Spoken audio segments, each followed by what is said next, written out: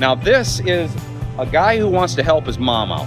This is something his mom has had for quite a while, and she's older, she's in her 70s. This is a manual steering, manual brake car. She can't drive it anymore.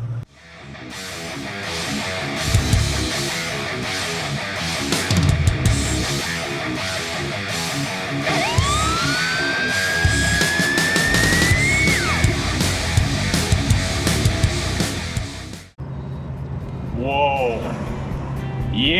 Yeah, I can see why he doesn't want his mom driving this thing. Holy cow.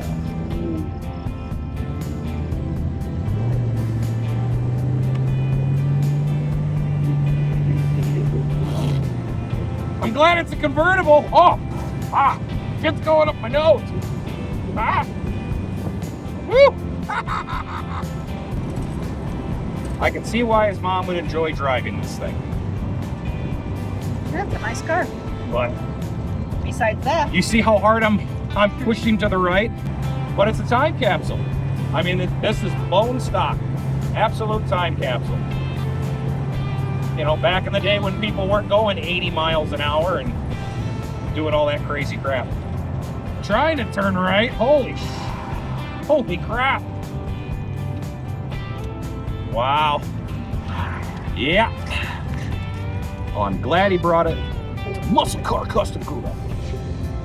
Oh, there's no blind spots. no. The steering setup on this is an upgrade from what stock would be. It's a little bit more of a quick ratio, which should be nice. You don't want to make it too bad because Mustangs are nimble as all can be. But these are nice kits. Check this out. We ordered all of this through Kentucky Mustangs. Pretty cool guys. We got everything that we need here. All of our lines. We got our box, our reservoir, pulleys. We got all of our nuts and bolts, everything that we need here. First things first, I'm gonna work on getting the power steering put in, then I'm gonna work on the brakes. Hopefully now everything's cooled off enough to where I can start working on it. So I had a little bit of lunch. I wanted this thing to cool off so I can get it up in the air, see what the underside looks like too. Hopefully it's as clean as what the top side is. And maybe I can do it without getting to the exhaust manifold. Or maybe I don't have to take off the exhaust manifold. You can see how close it is in there, but that's what we're dealing with. That's what I got to get into. We're going to want to get this pitman arm off, and you might as well leave it on the car like this because this is better than being locked in a vise and you're trying to screw around with this. So pitman arm, we need to take that off. I got the wheels set straight right now, the best I can, and then pop this off. Then the rag joint up here, all we're going to do is we're going to disconnect all this. You got a bolt right here, these two on each side. Go through, get that done. Then we'll take the box out of the car, and then we're gonna put the other box back in and just kind of reattach our pieces here. Then we'll go up front, start doing lines, and then I still gotta get a belt for it. That's the one thing that didn't come with the kit, and we'll get that portion of it done. Setting it up after that, that's the easy stuff. That's, wheel to the left, wheel to the right, get the air bubbles out. But this is the pain in the butt part. This is what's gonna take a little time. Holding on to that steering box and then trying to pop that pitman arm off, that is a pain in the ass. Leave it on the car. Now, before you put the box in, this is very important. These steering columns here, they're collapsible. Remember how far out that sucker was sitting? Okay, you're gonna have to pound this in. I was just using a regular, nice little sand-filled dead blow hammer. Lube it up a little bit with some like WD-40 and then just pound it in. You're not gonna be able to get the power steering pump in here with that being right about there. It's just not gonna happen. It's a physically larger pump in this section here. So you have to collapse your steering column. Knock it in. You can see how far I got it. Knock it in before you put that pump in. Believe me, you do not wanna get the pump in the car and then, man, son of a bitch, I'm fighting this. Just to give you guys a quickie little heads up. Some of you might not know that you have a collapsible steering column. Let's go. Here we are. Our power steering pump is in, locked and loaded, ready to rock and roll. Now, we got the actual pump reservoir in itself. When you do this, you're gonna have to put both sets of spacers on here because this does not have air conditioning. If you have air conditioning, it'll tell you to use either set of spacers. So now, because of these spacers being out there, we're giving ourselves enough room for your actual oil pressure sending unit. Plus, we're just missing the fuel pump. I mean, just missing the fuel pump. But it all bolts up. We're ready to rock and roll. I had to go out and pick up a belt. This is what I picked up. It's a 7430. Total length is 43 5/8. I'm hoping that this bad boy is going to work. There we go. She is on. It fits. I would say, because you can see the adjustment here, this is the very edge of it right there at my finger, and I got just a little bit to come out of here. This is going to stretch. So most likely after it runs for a little bit, you're going to want to retighten this up a little bit. Probably run a little bit shorter, the next size down. So this being, let me see, 43 5/8, I would probably go down to like 43 1/4. I mean, you could probably go all the way down to a 43, honestly. I wouldn't go tighter than a 43. But I would say this would be the high side. So anything between 43 and 43 5/8 will get it to work. I would rather have it more towards the tight side because it's gonna loosen up and it's gonna expand. But this will work.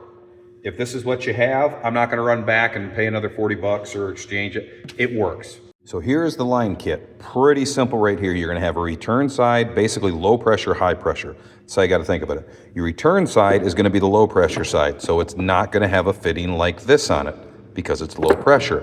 Now, how do I know what side is low pressure and what side would be considered high pressure? What's the return, what's the feed? That, my friends, is gonna be pretty much obvious here. This one's gonna screw in. That's gonna be high pressure. That's gonna be low pressure. So that's your return, that's your feed. On the box, the closest one to the rag joint, that's gonna be your return. So this guy here is return, this guy here is your feed. Man, I don't know if I did it right.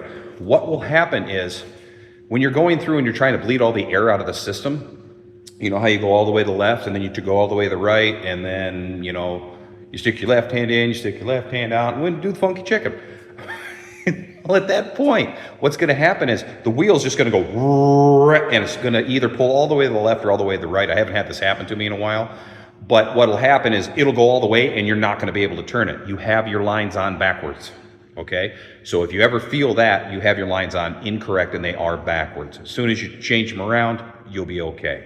But now that I just showed you on this application how to do it, you shouldn't put them on backwards, and if you did, you better rewind this and then, you know, give yourself a quick swift in the ass because you didn't hear me. Oh my God, you didn't hear me. So I'm gonna put these lines on.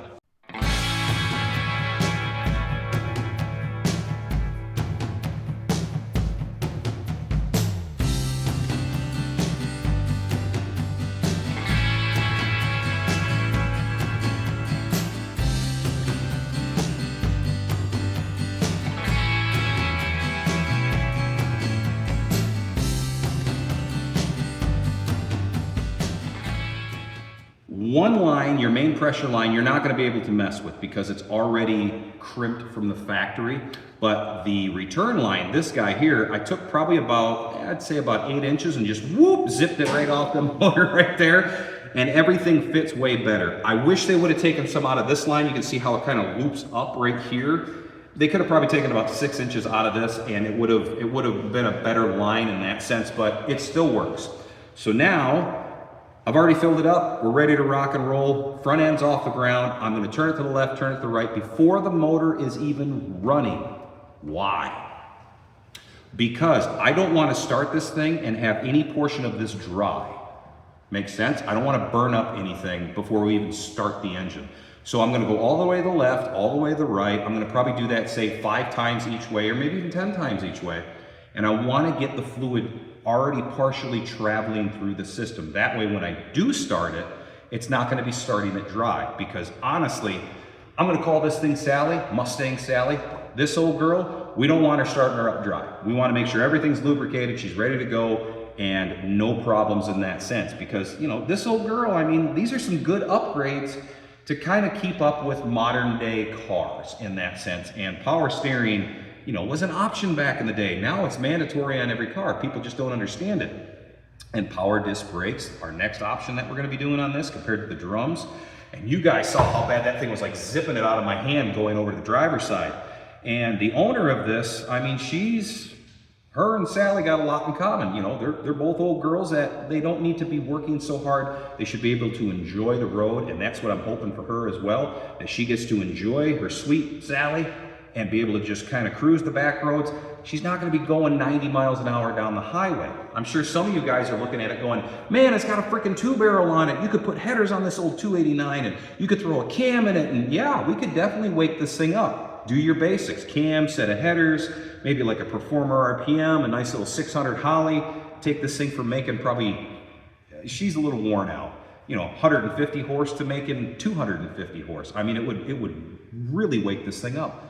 But honestly, she doesn't care about that. She just wants to be able to drive her car and enjoy it. And that's what matters right here. That's all that matters right here. So to have something that's still original in that sense is freaking cool, you guys. It doesn't always have to be the big modifications and the headers and the cams and do all that stuff. It is cool. I love that stuff.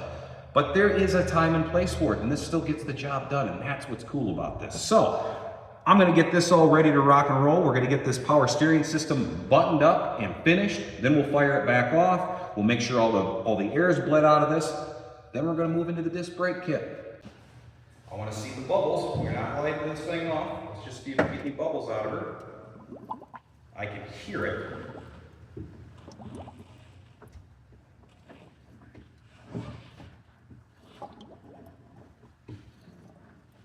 Let's fire it off. All the way to the left, all the way to the right. We should be done.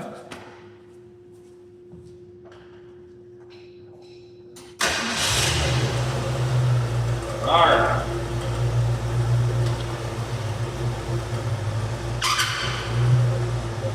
Not that far.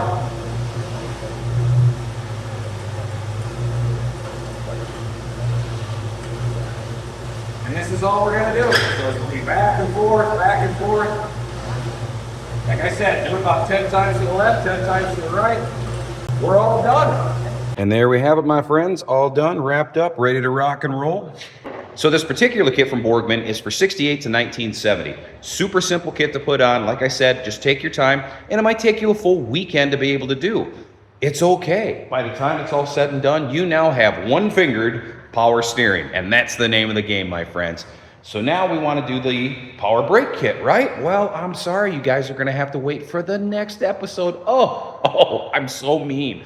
But if you want to check that one out, we'll be putting on, get rid of those nasty drums, and we'll be putting on that lead brake setup, and this is going to be a really nice kit. This is a little bump up from entry level, for damn sure. This is going to be driving night and day difference. Guarantee it. Guarantee it, my friends. So I hope to see you on that video. And until we meet again, you guys take care. Have a blessed day. See you on the next one. Woo!